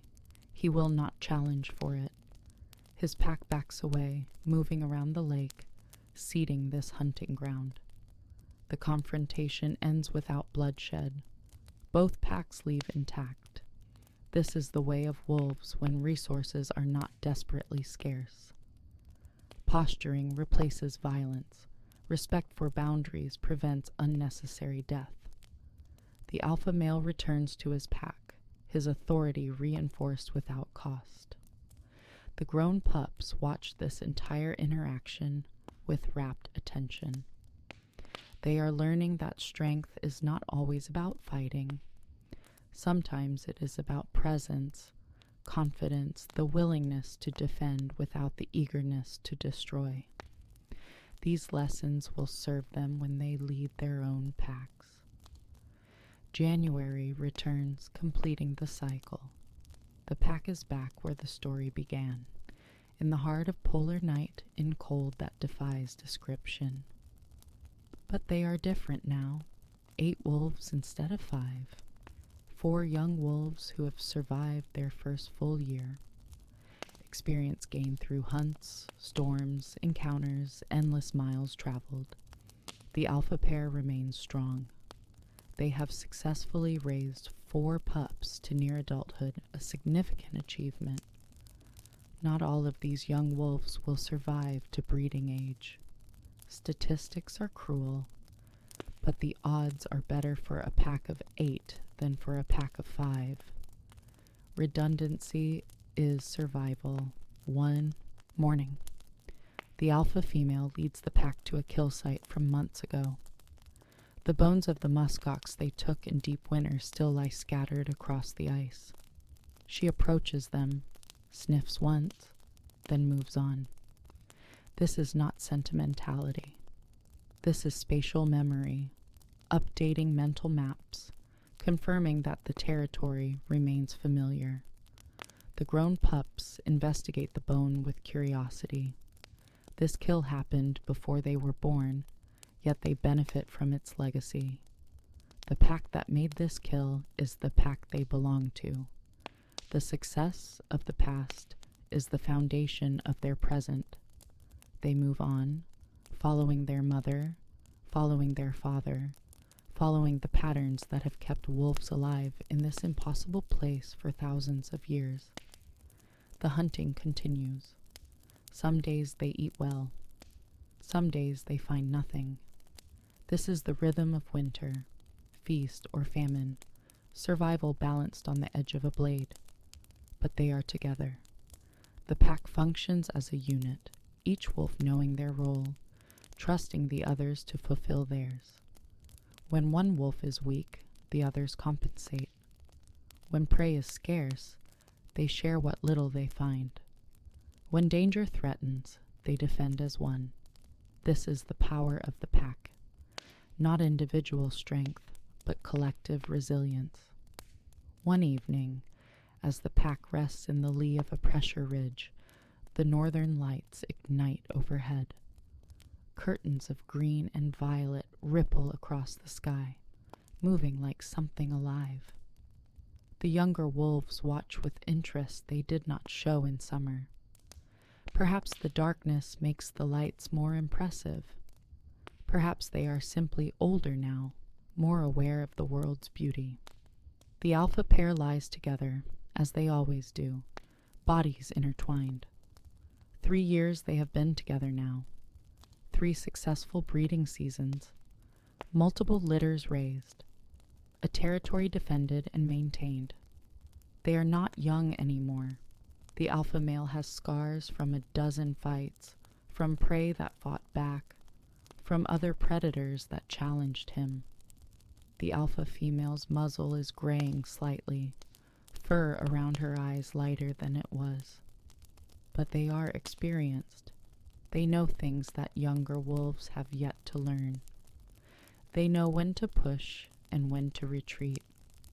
They know which prey is worth pursuing and which will waste energy. They know how to read weather, how to find shelter, how to keep a pack together through the darkest times. This knowledge is their legacy. Some of it can be taught. Much of it can only be learned through experience. The grown pups are accumulating that experience now, day by day, hunt by hunt. In another year, they will be fully adult. Some may leave to find mates. Some may stay, hoping to inherit the territory. Some may challenge for breeding rights. All of these outcomes are natural. The pack is not static. It evolves, changes, adapts to circumstances. This is how wolf populations remain healthy. New blood enters. Old patterns shift. Territory boundaries expand and contract, based on resources and competition. As January deepens, a subtle shift begins. Imperceptible at first, then undeniable. The days are getting longer, not by much, mere minutes per day. But the trend has reversed. The sun is returning. It will be weeks before it actually rises above the horizon, but deep in their biology, the wolves register the change. Winter's grip will loosen. Spring will come. The cycle will continue. The alpha female will prepare another den. She will give birth to another litter. The pack will grow again, or shrink if fortune turns cruel. But whatever happens, the pack will endure. Because that is what wolves do. They endure, they adapt, they survive through cooperation, through hierarchy, through the understanding that alone they are vulnerable, but together they are formidable. The Arctic will continue to test them. Storms will come. Hunger will return. Prey will be scarce, and competition fierce. But the pack has faced all of this before, and will face it again. They do not hope for easy days. They do not wish for a gentler world. They simply accept what is, and find a way to persist within it. This is the lesson of the Arctic wolf. Survival is not about strength alone. It is about endurance. It is about community. It is about the willingness to keep moving forward, even when everything around you says to stop. As the pack settles in for another night of darkness and cold, the alpha female lifts her head. She howls, a long rising note that carries across the frozen landscape. One by one, the others join her, 8 voices blending into a chorus that speaks of territory and identity and presence. We are here. We are alive. We are pack. The sound fades into the wind, swallowed by the vastness. But for a moment, it was clear and strong and undeniable, a declaration that life persists in the harshest place on earth, not through luck, not through miracle, but through the simple, stubborn fact that some creatures refuse to surrender. The wolves fall silent. They curl together against the cold. Tomorrow they will hunt again. Tomorrow they will face whatever challenges the Arctic presents. But tonight they rest. 8 wolves in the darkness, a family forged by necessity and strengthened by survival. The pack endures. The pack persists. The pack lives. And somewhere far to the south, beyond the ice and snow, beyond the frozen ocean and the dark sky, the sun is already climbing. Spring is still months away, but it is coming. It always comes. The wolves do not know this as fact. They know it as faith, the faith that has kept their kind alive for millennia, the faith that winter, no matter how dark, eventually ends. And when it does, they will still be here, together, alive, ready for whatever comes next. This is the way of the Arctic wolf. This is how they survive. This is who they are. February arrives with a promise written in light. The sun touches the horizon for the first time since October, a pale glow that lasts only minutes before fading. But those minutes matter. They are proof that the world still turns, that cycles continue, that winter's grip is not permanent. The pack has survived the darkest months. All 8 wolves remain. This is not guaranteed, not ever, and the alpha female carries this knowledge in the careful way she watches each pack member. The grown pups, now nearly yearlings, have proven themselves through the hardest test. They face their first full winter and emerge leaner but alive, experienced but not broken. Their bodies have finished the transformation from juvenile to adult. The ranginess is gone, replaced by solid muscle and dense bone. Their faces have lost the softness, sharpened into the angular efficiency of predators built for endurance. They move differently now, with the confidence that comes from knowing you can survive what should have destroyed you. The dark-furred male, the one who showed restlessness in autumn, has grown into his size. He is nearly as large as the alpha male now, though he still defers to the older wolf's authority. But his body language has shifted. He carries himself with awareness of his own strength. In another few months, decisions will need to be made. The small female who showed hunting promise has become exceptional. She reads prey with uncanny accuracy, positioning herself perfectly before the chase even begins. The alpha female watches her with interest that borders on approval. This young wolf has the intelligence and instinct to lead her own pack someday. Whether that day comes through inheritance or dispersal remains to be seen. The other 2 yearlings, both males, have settled into solid middle positions. They are capable hunters, reliable pack members, neither dominant nor submissive, enough to cause tension. These are the wolves who form the backbone of any pack, the steady workers who make survival possible. The temperature begins its slow climb from impossible to merely brutal. -40 becomes -30. The wind loses some of its savage edge.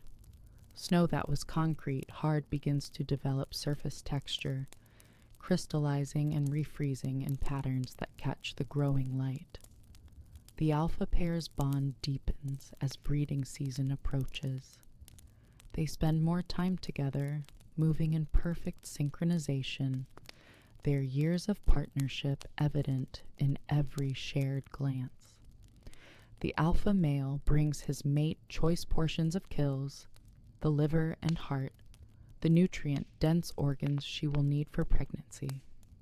She accepts these offerings, eating carefully, rebuilding reserves that winter has depleted. Her body is preparing for the demands of gestation, even before mating occurs. Hormones shift, instincts activate. Biology marches forward with the inevitability of seasons. The yearlings notice the change in their parents' behavior. The dark-furred male watches with particular attention. He is learning what it means to be a breeding male, storing information he will use when his own time comes. For now, he keeps his distance, respecting boundaries that are both physical and social. Challenging during breeding season would be foolish. The alpha male's tolerance for disruption is at its lowest point. One morning, the pack finds tracks in the snow that make them pause. Wolf tracks, but not from any pack they know. A lone female has passed through during the night, her scent markers indicating she is young, perhaps 2 years old, and searching. Dispersing females travel vast distances looking for unattached males or packs that might accept them. This female is taking a risk, entering established territory during breeding season. But lone wolves have few options.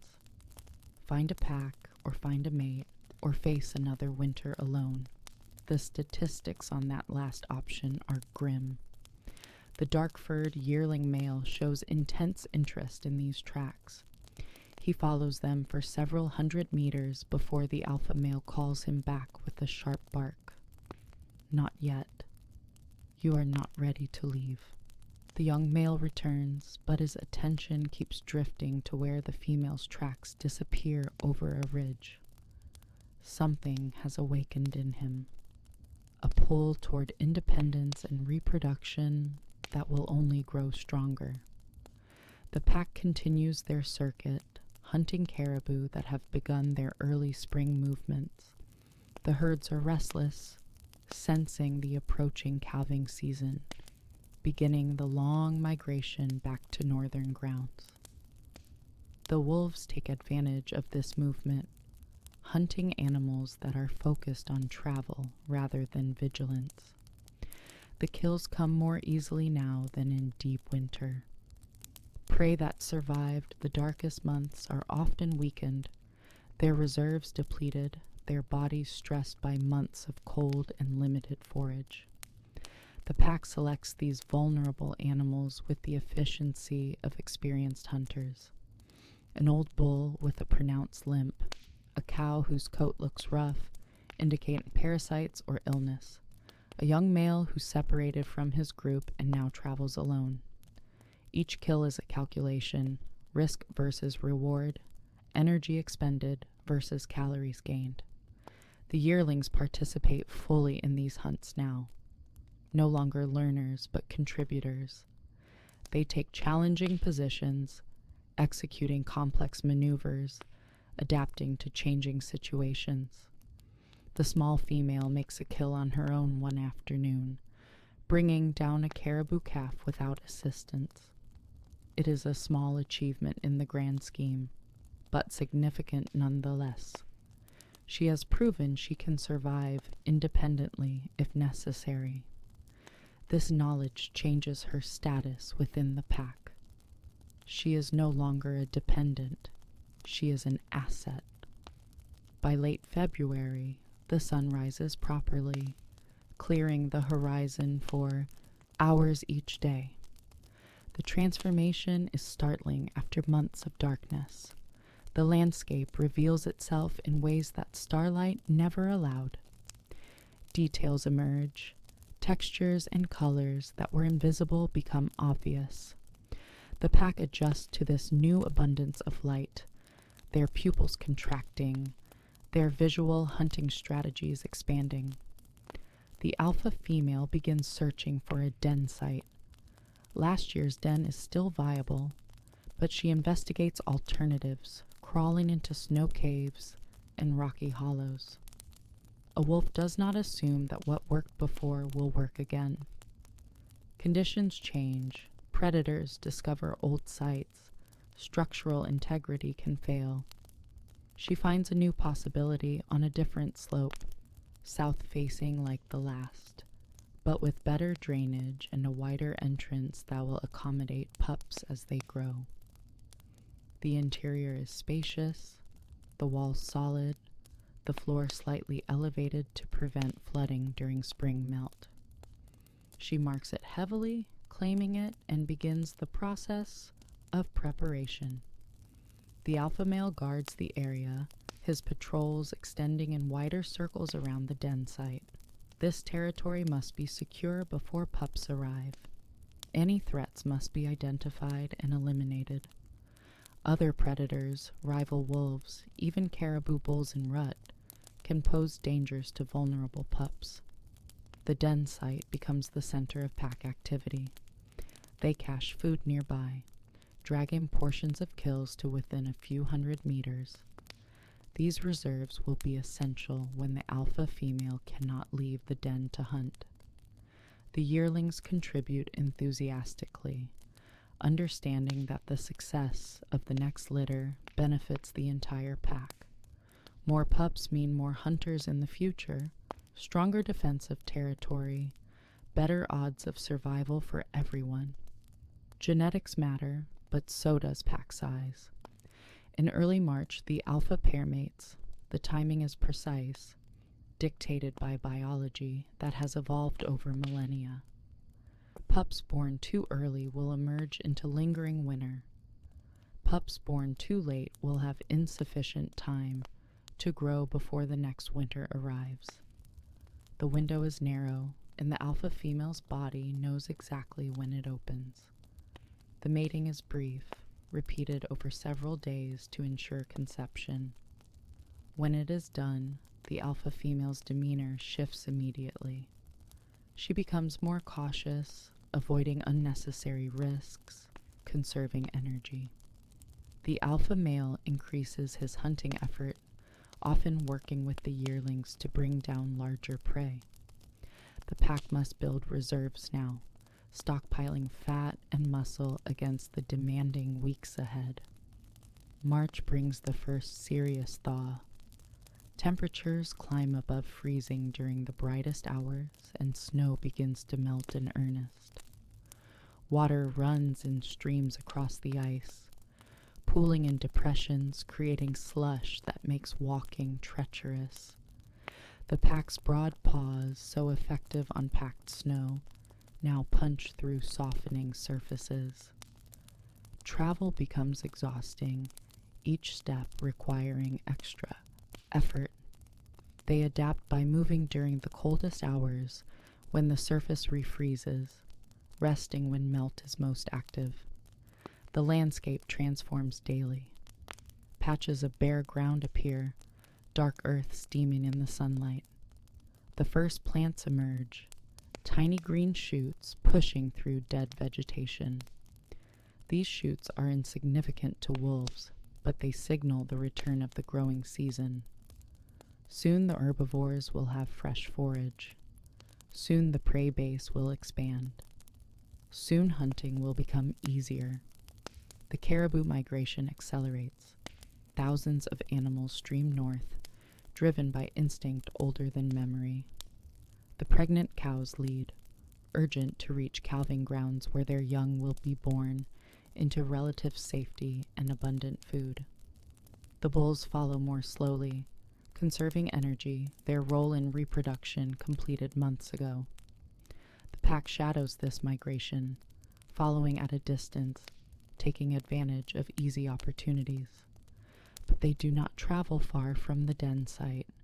The alpha female's pregnancy is advancing, and her needs anchor the pack. The yearlings make longer hunting trips, sometimes traveling for a day or more, before returning with full bellies and cached meat.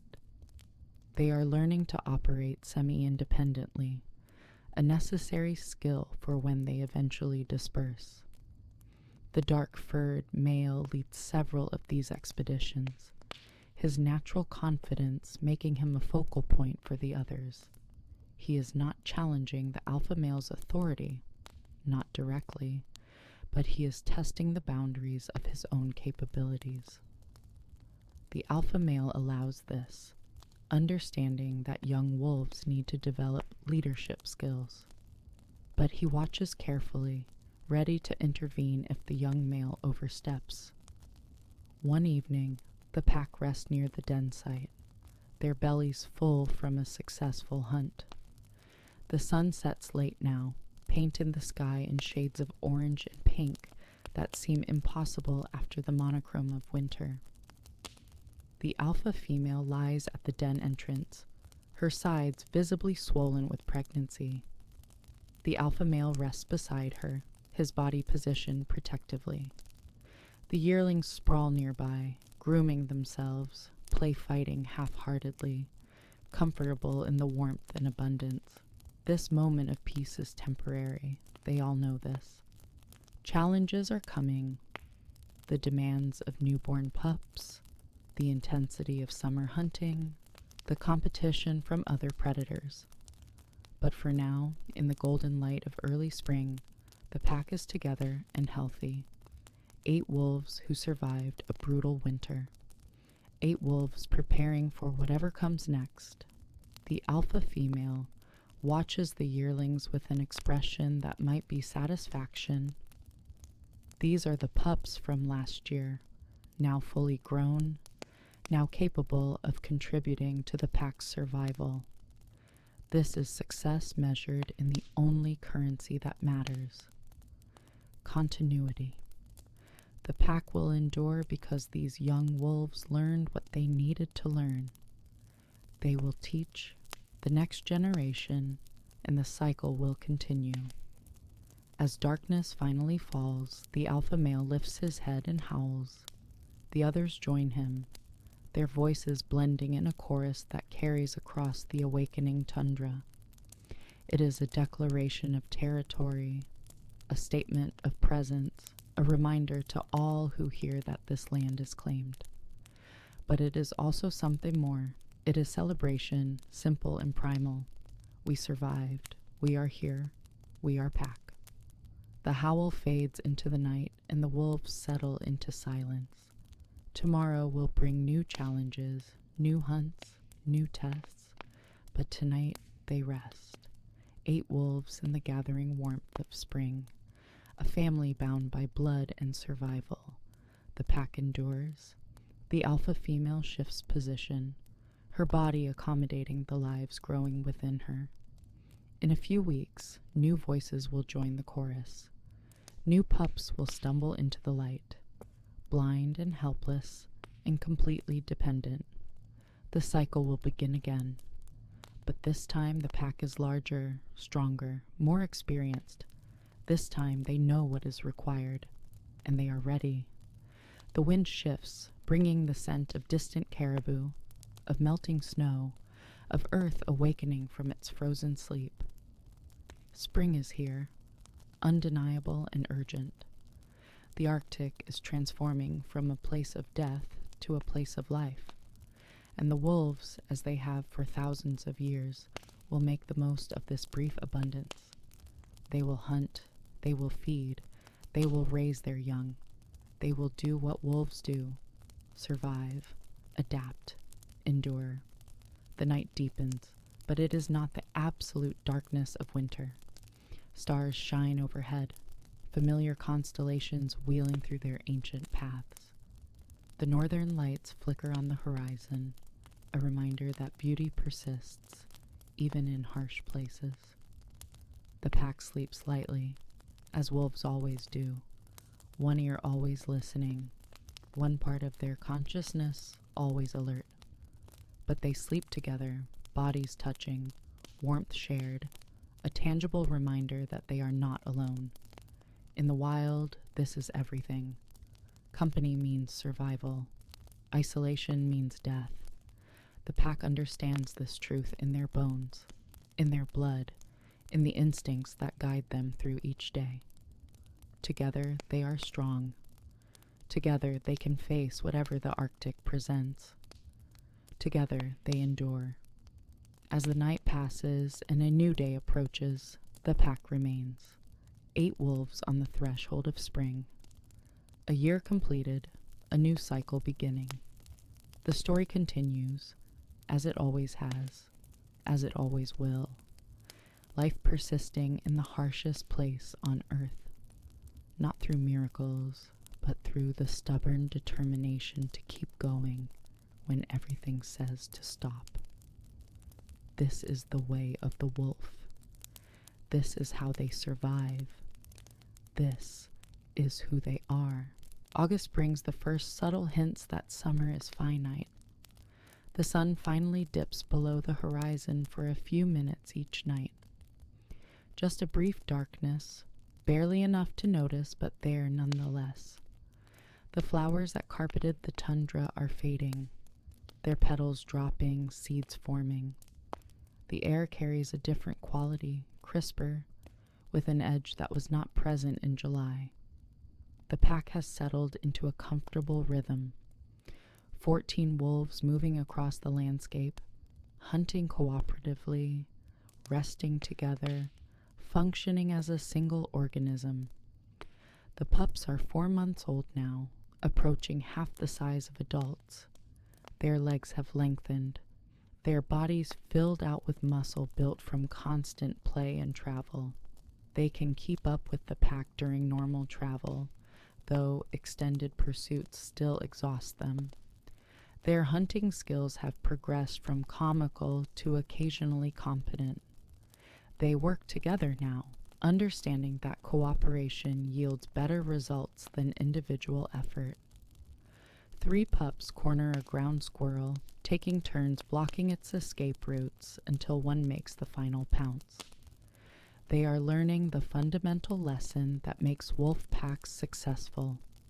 Together, we are stronger than apart. The yearlings have fully matured into their adult roles. The dark-furred male has become the alpha male's primary hunting partner, the 2 of them coordinating attacks with minimal communication. The small female has developed into the pack's best tracker, able to follow scent trails that others miss. The other 2 yearlings serve as solid contributors, reliable and steady, the kind of wolves who make a pack function smoothly. But tensions are beginning to surface. The dark-furred male is growing restless again, his body language subtly challenging. He does not overtly defy the alpha male, but he pushes boundaries, testing limits. He positions himself at the front during travel. He feeds before the alpha male has finished. He marks territory with unusual frequency, claiming space in ways that border on presumptuous. The alpha male tolerates this for now, understanding that young males must test themselves, but his patience has limits.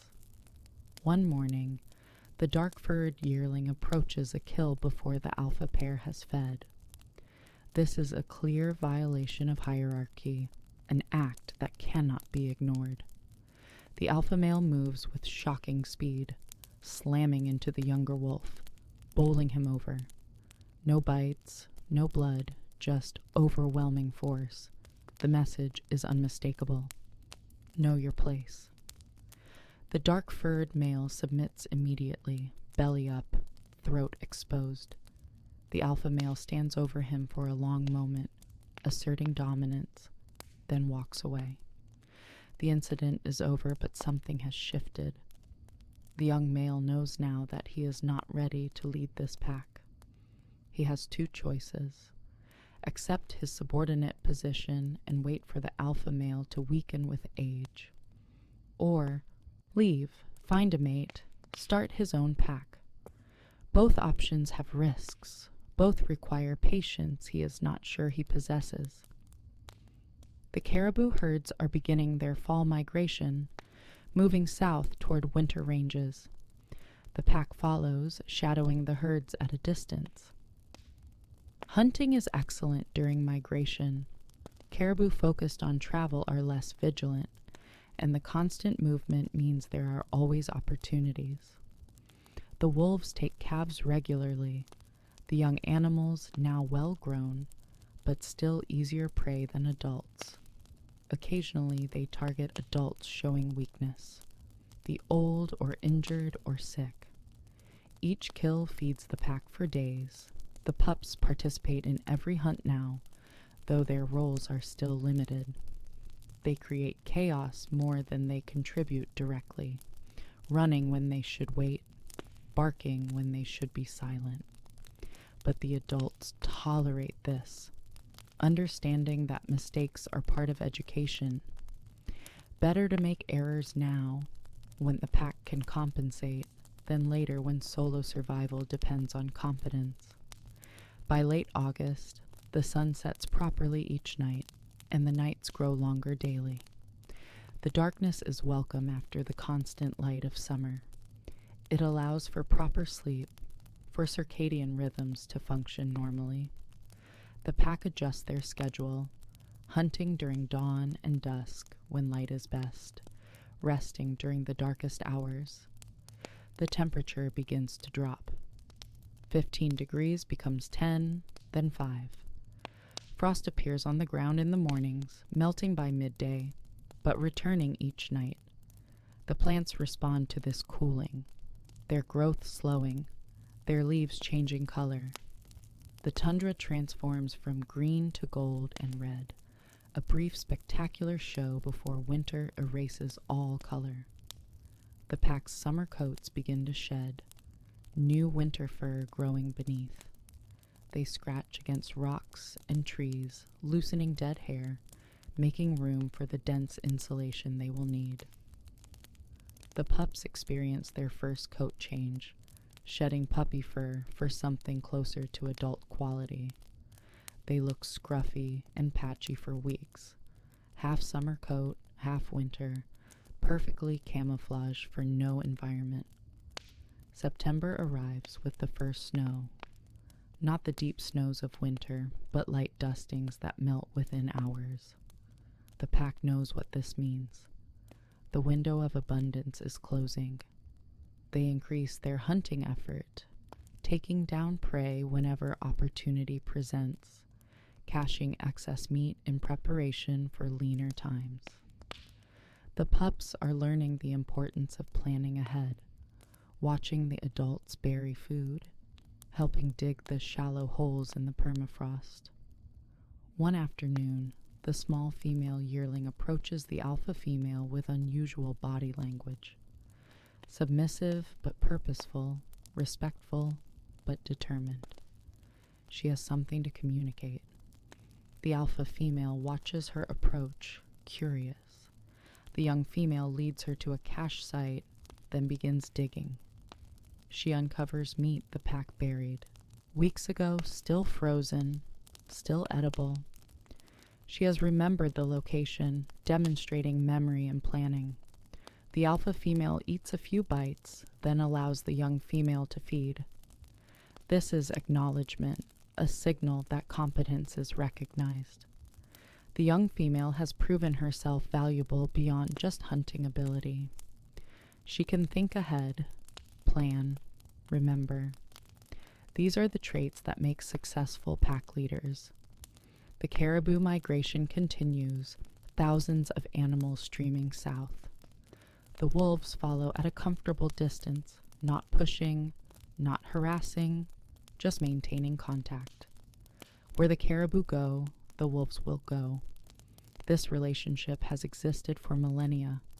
Predator and prey locked in an evolutionary dance. The caribou migrate to find food and avoid the worst winter weather.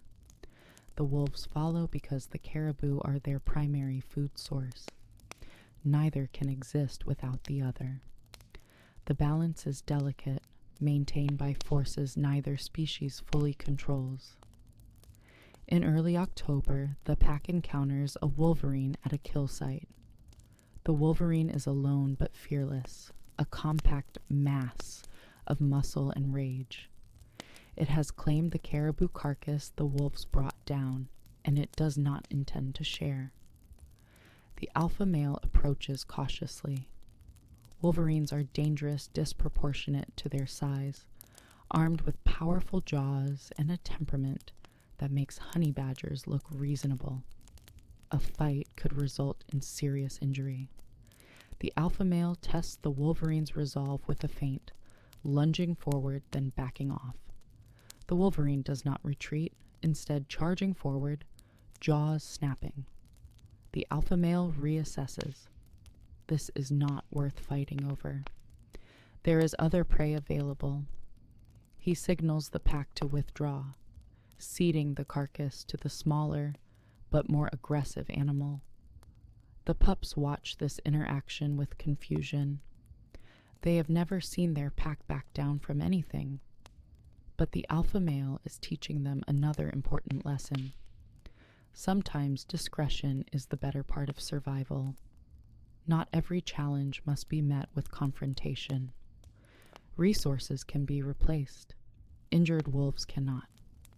The pack moves on, hunting successfully within hours, proving the alpha male's decision was sound. By mid-October, snow begins to accumulate. Light at first, melting during the day, but gradually building. The ground is covered now, the tundra white again, the brief green season over. The pups experience real snow for the first time since they were too young to remember. They play in it with enthusiasm, leaping and rolling, discovering that it is both solid and yielding. but they also learn it makes hunting harder, their small size causing them to sink while prey with broader hooves stays on the surface. The pack's travel slows as snow depth increases. Breaking trail through deep snow is exhausting, and they rest more frequently. The pups struggle most, their shorter legs punching through the crust, each step requiring maximum effort. But they do not complain, they simply work harder, understanding somehow that this is required. The alpha pair watches them carefully, assessing whether all 6 can survive the approaching winter. 6 pups is a large litter to keep alive through harsh months. Statistically, 1 or 2 will likely be lost, but the alpha female is determined to defy those odds if possible. The caribou herds reach their wintering grounds in late October, spreading across the boreal forest edges. The easy hunting of migration is over. Now each kill requires planning, effort, the full cooperation of the pack. The wolves settle into winter patterns, establishing a circuit through their territory, checking known locations, hunting methodically. The pups are learning this geography, storing mental maps that will serve them for years. This valley is where caribou shelter during storms. This ridge is where they can ambush prey crossing between feeding areas. This frozen lake is where seals sometimes haul out, offering alternative prey when caribou are scarce. Knowledge is survival, and the pack is rich in knowledge accumulated over generations. The dark-furred yearling makes his decision in late October. He approaches the alpha pair one morning, his body language different. Not challenging, but not subordinate either. Independent. He is leaving. The alpha male watches him go without interference. This is natural, expected, necessary. Young males must disperse to prevent inbreeding, to establish new territories, to expand the species' range. The yearling looks back once before disappearing over a ridge. He is alone now, facing winter without pack support. His odds of survival have dropped dramatically. But if he succeeds, if he finds a mate, or a pack that will accept him, he will have his own territory, his own opportunity to breed. This is the gamble that dispersing wolves make.